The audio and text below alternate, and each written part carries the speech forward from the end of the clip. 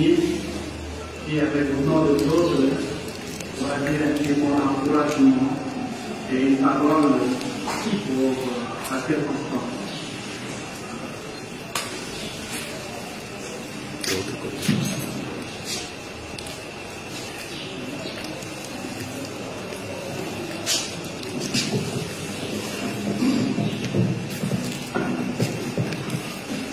Shalom.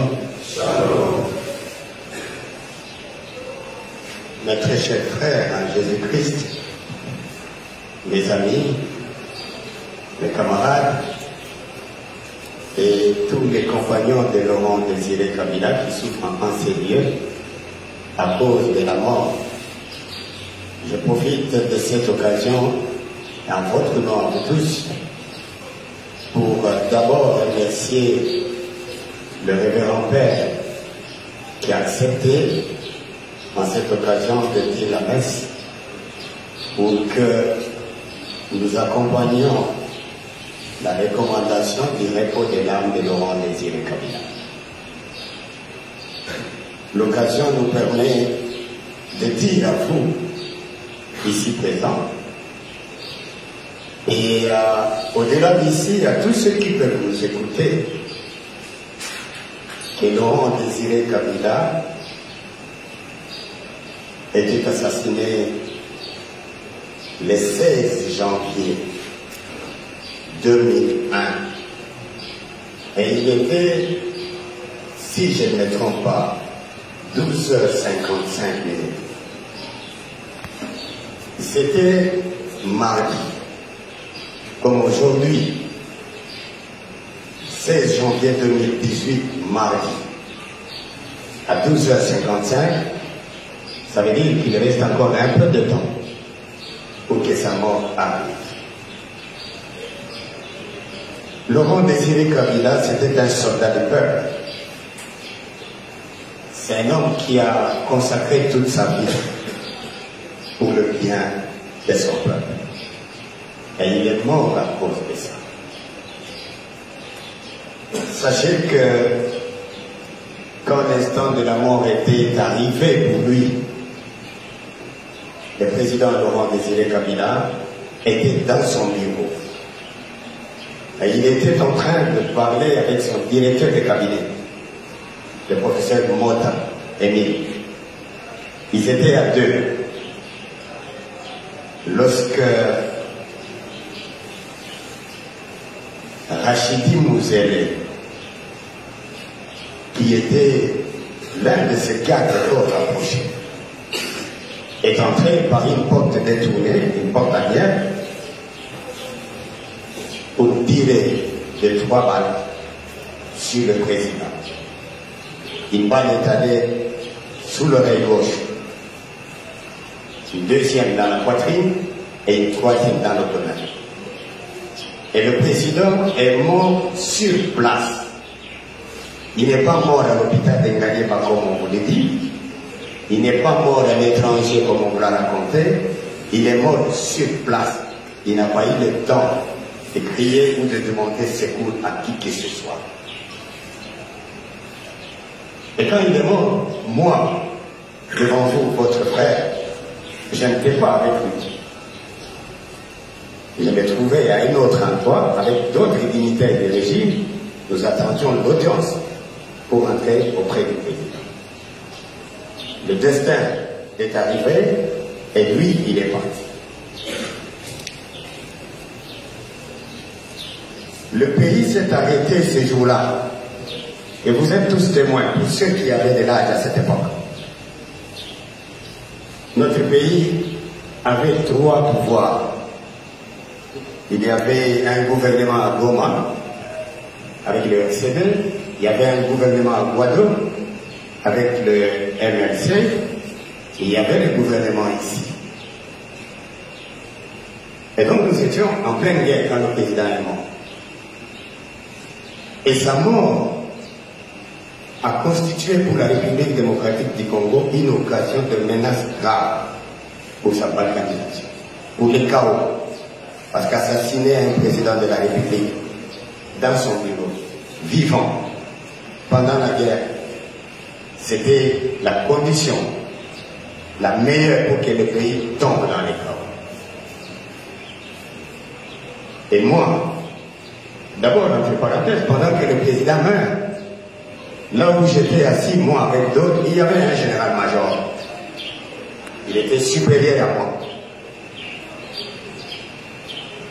Lorsqu'il a appris que le président est tué, ce général, il a trouvé des solutions qui s'enfuient pour protéger sa propre vie.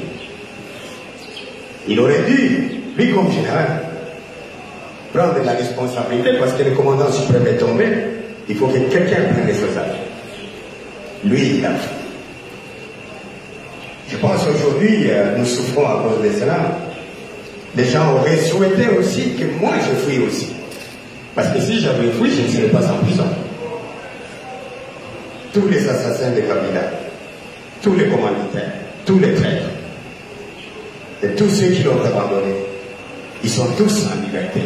Et ne sont en prison que les innocents. Oui, parce que si nous qui sommes ici, nous étions des coupables, nous ne serions pas en prison. Et les assassins sont dehors. Et ils savent que nous savons qu'ils sont dehors. Mais l'histoire des hommes est faite ainsi. Nous, ce que nous devons prendre à cette occasion, c'est de penser à l'idée qu'avait Laurent Désiré Kabila pour ce peuple. Ne jamais trahir la République démocratique du Congo. Le pays, c'est quoi? Le pays, c'est le peuple. Le pays, ce sont ses lois. Le pays, ce sont ses valeurs. Et lorsque Kabila dit ne jamais trahir le pays, il veut demander à chacun de nous de ne jamais trahir son peuple, de ne jamais trahir ses valeurs, de ne jamais trahir ses lois. Parce que celui qui trahit le pays, il se trahit lui-même. Mes amis, mes camarades, le moment est assez difficile dans l'histoire de notre pays. Et il est possible que toute l'œuvre de Laurent Désiré Kabila soit chiffonnée, soit oubliée,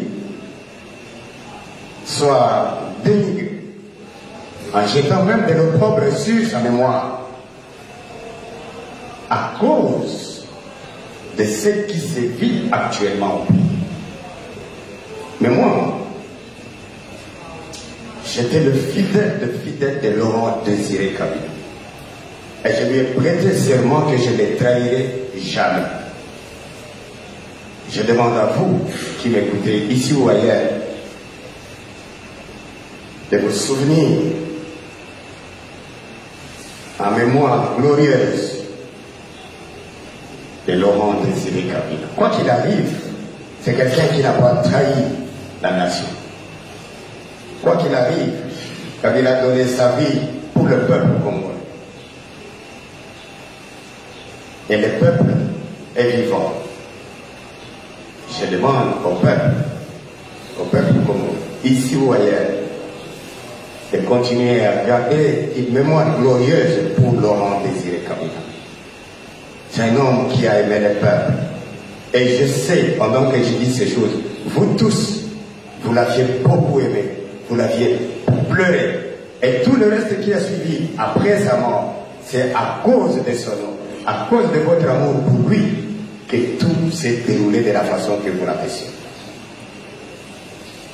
J'avais pris mes responsabilités à cette époque conformément au testament politique dont j'étais gardien, établi par Laurent Désiré Kabila, que je ne devais pas, dans une situation pareille, laisser le pays à la merci de meurtrier. J'ai pris mes responsabilités. J'ai donné les ordres que vous connaissez, dont vous avez encore souvenir aujourd'hui, pour demander à l'armée et à tout le monde de s'abstenir à poser tout acte de nature à perpétrer des crimes parmi notre peuple. Ainsi, à partir de ce moment-là, Laurent Désiré Kabila il est mort seul.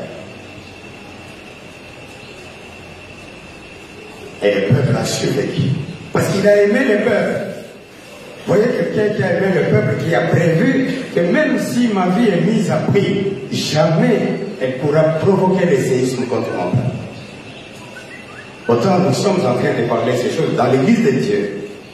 Christ qui est venu sauver l'humanité, nous l'avons persécuté, nous l'avons condamné, nous l'avons passionné, nous l'avons tué, et il est mort seul. Kabila a aimé le pays, et nous avons agi conformément.